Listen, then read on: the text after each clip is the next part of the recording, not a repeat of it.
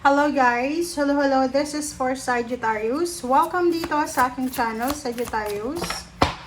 Tingnan natin Sagittarius kung anong messages, vibration, gabay energy para sa inyong lahat. So this is for the month of April, May, June. So next 3 months tayo. Okay. Sagittarius.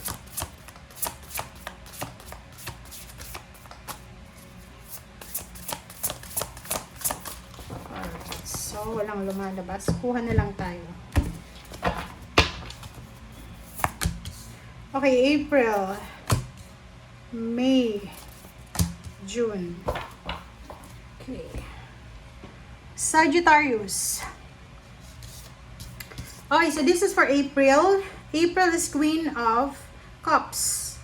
So, nakita ko na rin to sa Aries. Yung Aries, yung April niya ay King of Cups. Sa'yo naman, Queen of Cups. So, sinasabi ng bara sa'yo na isang babae na water sign, Pisces, Scorpion, Cancer, ang posibleng importante sa'yo sa buhay mo this month.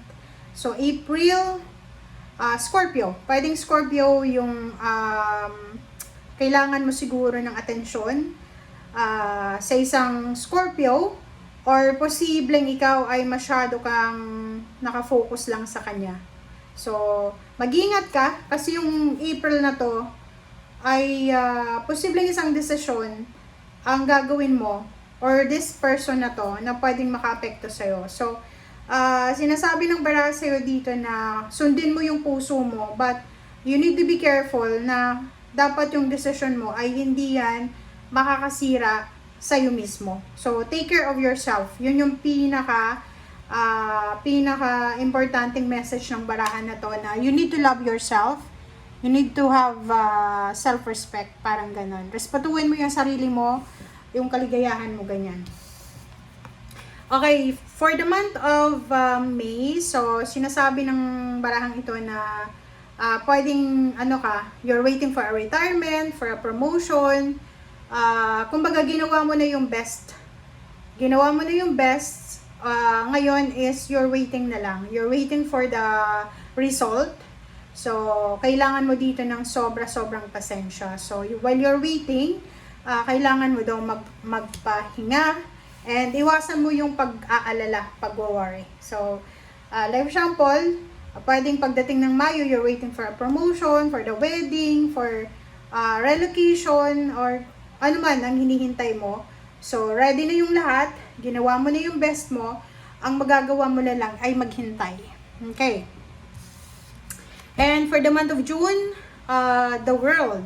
So, yun. So, kung ano man ang preparation mo ng Mayo, so maybe you are preparing for the month of May or April, May. And then, pagdating ng June, successful yung event na inihanda mo. So, maybe June is a month of celebration para sa'yo. So, there's a time of joyful accomplishment, announcement, or spiritual enlightenment. Like, tapos na yung trabaho, tapos na yung kontrata, tapos na yung problema, tapos na yung bahay na pinapagawa mo, parang ganun. So, tapos na yung relationship. So, you will have, pagdating ng June, you will have freedom to do whatever you want. Okay? So, sobrang proud ka sa sarili mo pagdating ng June. Kasi parang ang dami mong napagdaanan na napagtagumpayan mo na sa ngayon. Parang ganun. Alright. So, let's check.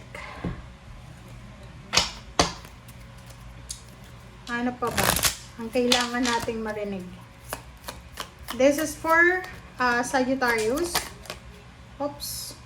Self-healing, number 6. So, yun. This one is resonated sa 2 buwan na to. So, sinasabi ng barahan na self-respect, self-love, self-healing. Yun yung pinaka-importante. Lalo yung iba na Sagittarius na dumaan kayo sa health problems, sa physical health, yung may mga sakit. Pwedeng yung iba naman is emotional problems, hiwalayan, may mga nawala, parang ganon. So, you are healing sa 3 months na to.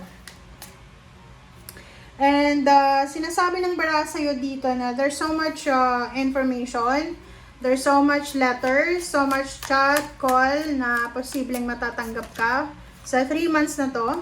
So, you need to prepare yourself. Okay? So, sinasabi ng bara sa'yo na ihanda mo daw yung sarili mo, Sagittarius, sa 3 buwan na to because this 3 months ay posibleng dito magsisimula yung pagbabago sa iyong buhay. So, like, yung iba, naghiwalay, pwedeng may bagong love life na parating. Yung iba, nawala ng trabaho, so pwedeng may bagong trabaho na darating.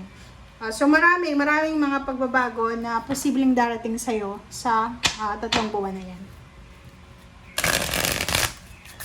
Okay, so what's the last messages?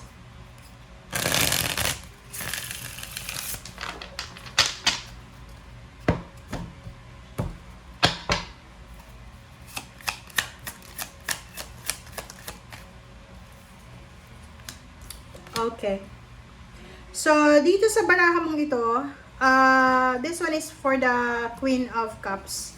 Sinasabi ng baraha sa'yo dito na sa oras na ikaw ay may pinagdaanan or may pagdadaanan na problema, like for example, yun, pwedeng may mga hiwalayan, pwedeng may mga disappointments ka na mararanasan. Sinasabi ng baraha sa'yo dito na huwag kang makakalimot na you have parents, you have siblings, you have family, na sila yung magiging strength mo. Kung may anak ka na, gamitin mo sila as a strength para sa kung ano man yan na pwedeng pagdaanan mo.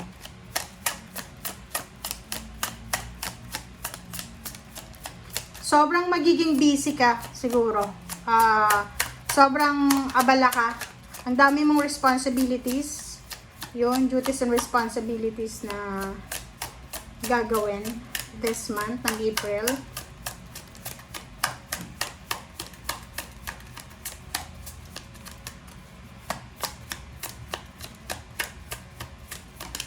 Alright. Four of Pentacles. Wow. So, nakikita ko sa'yo dito na you did your best. Kumbaga sa family yan. Like, halimbawa sa pamilya, yung person mo, yung asawa mo, boyfriend, girlfriend, gusto makipaghiwalay. Pero, alam mo sa sarili mo na ginawa mo yung best mo. Sabi ng bara sa'yo dito, hayaan mo na lang.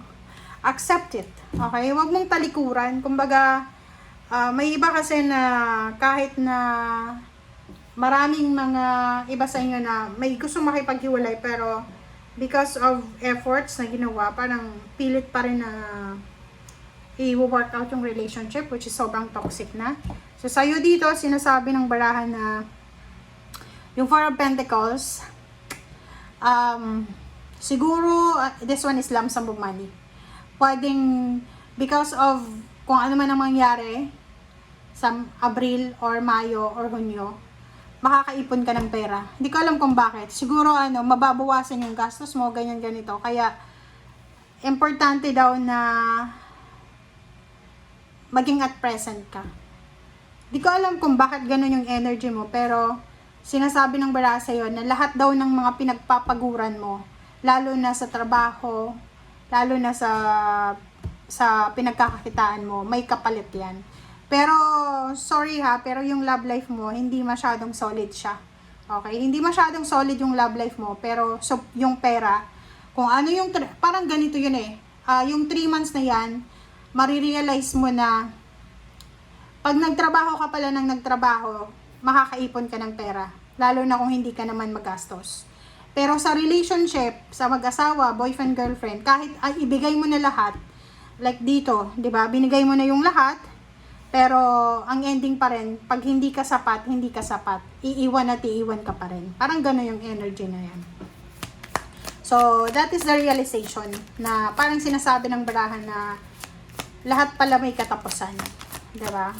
Yung pagtitiis, yung sakit, yung galit, yung inis, may katapusan.